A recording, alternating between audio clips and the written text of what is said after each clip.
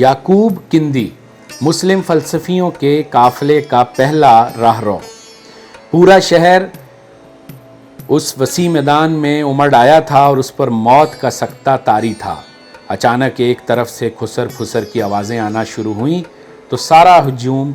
उस तरफ मुतवज्जे हुआ।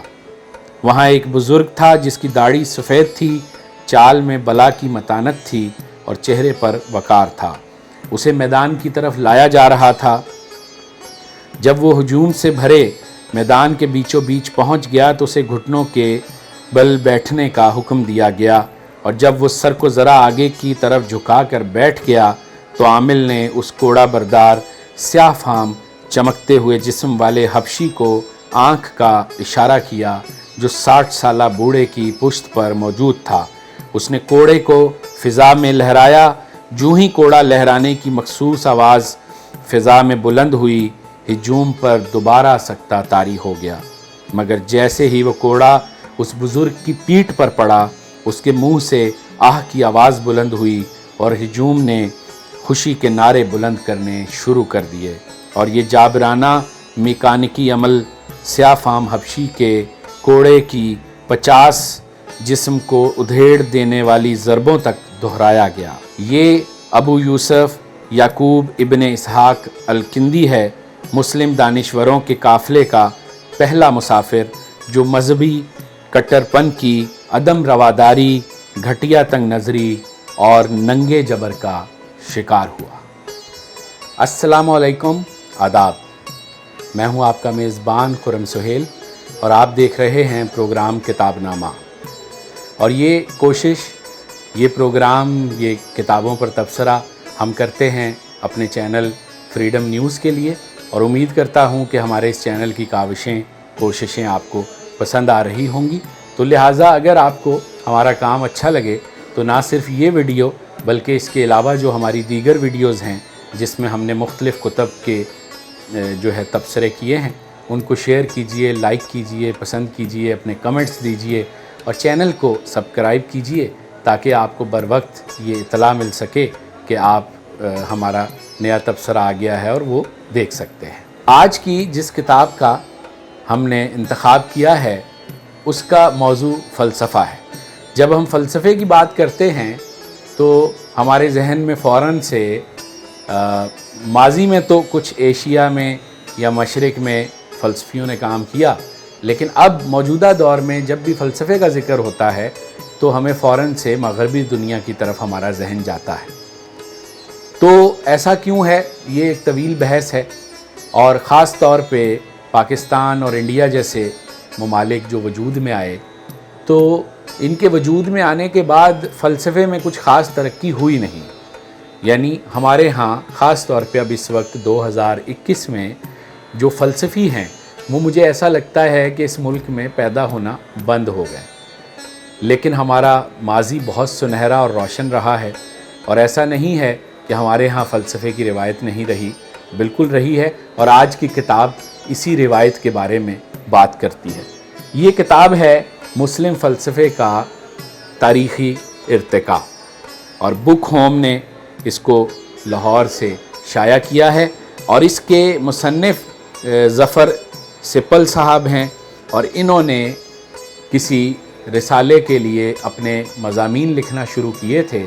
और उन मज़ामीन को फिर बढ़ाकर उन तहकीकी मकालों को अच्छे अंदाज से लिखने के बाद उन्होंने किताबी शक्ल दी। तो ये उनके मज़ामीन का मजमुआ है। लेकिन अच्छी बात ये है कि इसमें जितने मुस्लिम फ़िलासफ़र हैं जो कलीदी और बुनियादी नाम हैं मुस्लिम फ़लसफ़े के, उन सब को ना सिर्फ इसमें बयान कर दिया गया है बल्कि उनकी फ़िलासफ़ी, उसका पस मंज़र, उसका मतन और उसकी मुख्तलिफ़ जहतों को भी इसमें पेश किया गया है। अगर मैं इस किताब के बारे में थोड़ी सी आपके साथ यहाँ बात करूँ और शेयर करूँ तो काज़ी जावेद साहब जो फ़लसफ़े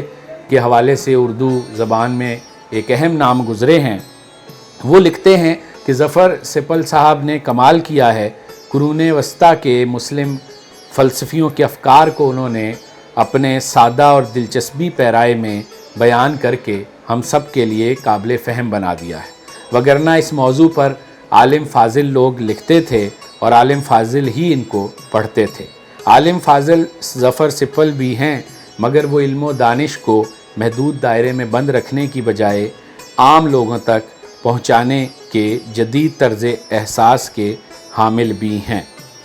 مسلم فلسفیوں کی اہمیت محض علمی اور تاریخی نہیں، جدید دنیا کی تشکیل میں انہوں نے کچھ نہ کچھ حصہ لیا۔ انہوں نے یونانی فلسفے کو محفوظ کیا، اس میں تخلیقی اضافے کیے اور پھر یورپ کی ذہنی بیداری کا محرک بھی بنے۔ آج ہم ان سے جو پہلی بات سیکھ سکتے ہیں وہ یہ ہے کہ تہذیبیں ہمیشہ ایک دوسرے سے سیکھتی ہیں اور ایک دوسرے کو متاثر کرتی ہیں۔ تو دوستو، جیسا کہ اس کتاب میں قاضی جاوید صاحب بیان کر رہے ہیں اور میں نے جب اس کو پڑھا تو مجھے بھی یہ بات محسوس ہوئی کہ ظفر سپل صاحب نے جن پہلوؤں کے ساتھ اس کو لکھا ہے کتاب کو، اس سے ہمیں یہ پتہ چلتا ہے کہ یورپ سے پہلے جو قرون وسطیٰ کا دور تھا اس میں مسلم فلسفیوں نے اپنا مرکزی کردار ادا کیا۔ سب سے اہم بات انہوں نے یہ کی کہ دنیا میں جب فلسفے کی ابتدا ہوئی، آغاز ہوا، اور خاص طور پہ یونانی فلسفے نے ایک بہت بڑے فلسفے کو جنم دیا اور بہت سارے فلسفی وہاں پیدا ہوئے، تو بیچ میں نشیب و فراز ایسے آئے کہ ان کی بہت ساری چیزیں ضائع ہونا شروع ہو گئی۔ لیکن مسلمان فلسفیوں نے نہ صرف یہ کہ ان کی چیزوں کو محفوظ کیا، بلکہ اس میں اضافے کیے اور ان کا تعارف کرایا اور ان کے افکار کو آگے تک پہنچایا۔ یہی وجہ ہے کہ آج کی جدید دنیا میں جو فلسفہ اور اس کی تاریخ بچی ہوئی ہے اس میں مسلم فلسفیوں کا بڑا کلیدی کردار ہے۔ تو یہ کتاب الکندی سے لے کر ابن خلدون تک جو ہے وہ مسلم فلسفے کے سفر کو بیان کرتی ہے۔ میں آپ کو بتاتا چلوں شروع میں، اور یہ الکندی اور ابن خلدون کا انہوں نے حوالہ یوں دیا ہے کہ اس کتاب میں الکندی سے سفر شروع ہوتا ہے، اور ان کا پورا نام یعقوب کندی تھا۔ یہ پہلے وہ مسلمان فلسفی تھے جنہوں نے فلسفے کے لحاظ سے دنیا کو دیکھا، سماج کو دیکھا اور اپنے افکار کو بیان کیا، اور خاصی مشکلات کا ان کو سامنا ہوا۔ اس کے بعد جو ترتیب انہوں نے یہاں بنائی ہے اس کتاب میں، اس کے مطابق پھر اس کے بعد ابو نصر محمد فارابی، پھر ابو بکر محمد بن زکریا رازی، پھر ابن مسکوہ، پھر شیخ الرئیس بو علی سینا، اس کے بعد ابو حامد غزالی، پھر ابن ماجہ، اور اس کے بعد ابن طفیل، ابن رشد، اور پھر ابن خلدون۔ تو ان کے بارے میں یہاں بات کی گئی ہے، اور میں سمجھتا ہوں کہ یہ کتاب فلسفے کے موضوع پر دلچسپی رکھنے والے طالب علموں کے لیے بھی اور عام قائرین کے لیے بھی اس طرح اہمیت کی حامل ہے کہ یہ آپ کو بنیاد فراہم کرتی ہے۔ یہ آپ کو ایک مسلم فلسفی کا شجرہ نسب دیتی ہے کہ آپ دیکھیے کہ کس طرح مسلم فلسفے کا آغاز ہوا، مسلم فلسفے کو کن مشکلات کا سامنا ہوا، فلسفی کن حالات سے گزرے، اور پھر آخر کار ان کی قربانیاں کیسے رنگ لائیں اور دنیا نے ان سے کیسے استفادہ کیا۔ تو یہ بہت ہی عمدہ، بہت ہی لاجواب، بہت زیادہ ضخیم بھی نہیں ہے، 160 صفحے پر مشتمل یہ کتاب ہمیں بتاتی ہے کہ مسلمان فلسفیوں کا سفر کیا رہا، اور ان میں سے زیادہ تر فلسفی جو تھے وہ انہوں نے مشکل وقت کا سامنا کیا، اپنے وقت میں اس وقت کے حکمرانوں نے ان کو تنگ کیا، پریشان کیا، ان پر مختلف طرح کے الزامات لگے، ان کو مذہبی انتہا پسندی کی بھینٹ بھی چڑھایا گیا، لیکن جو بات ہے کہ فلسفے کے سفر کو انہوں نے رکنے نہ دیا، سب اپنے اپنے حصے کی محنت کرتے رہے، اور آج ہم فخر سے کہہ سکتے ہیں کہ مسلم فلسفے کا ایک سنہری دور ہے جس پر ہم فخر کرتے ہیں، جس کو ہم مانتے ہیں۔ لیکن یہاں لمحہ فکریہ بھی ہے کہ آج کے جدید دور میں جہاں فلسفہ جو ہے وہ سوشل سائنسز کا سب سے بڑا موضوع سمجھا جاتا ہے، اس کو نظر انداز کر دیا گیا ہے۔ ہمارے ہاں اوریجنل فلسفہ تخلیق کرنے والے لوگ بہت تھوڑے ہیں، اور جو تراجم ہو رہے ہیں ان پر بھی اس طرح سے غور و فکر نہیں ہو رہی۔ ہمارے ہاں جو جامعات ہیں وہاں جو لوگ फ़लसफ़ा पढ़ाते हैं या फ़लसफ़ा पढ़ते हैं या फ़लसफ़े के शोबे से जिनका ताल्लुक़ है, हमें उनकी काविशें